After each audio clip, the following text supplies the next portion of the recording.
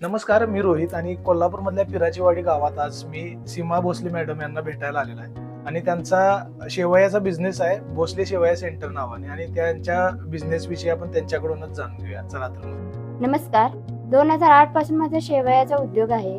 तर 2016 साली मी एक बचत गट तयार केला आणि गटातील 4 ते 5-6 अशा महिला आम्ही एकत्रित येऊन हा उद्योग वाढीस चालू ठेवलेला आहे. तर कुठलाही व्यवसाय सुरू करायचा असला तर त्याला आर्थिक पाठबळाची गरज असते. तर उमेद अभियानानं तुम्हाला कशी मदत केली? PMFP मधून आम्हाला या उद्योगासाठी 40,000 मिळाले व आमचा व्यवसाय थोडा वाढीस लागला.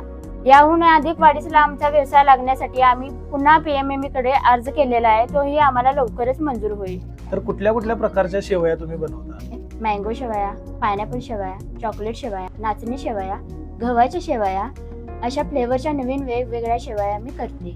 तुम्ही महालक्ष्मी सरस प्रदर्शनात कधी भाग घेतलाय? नेहमी भाग घेत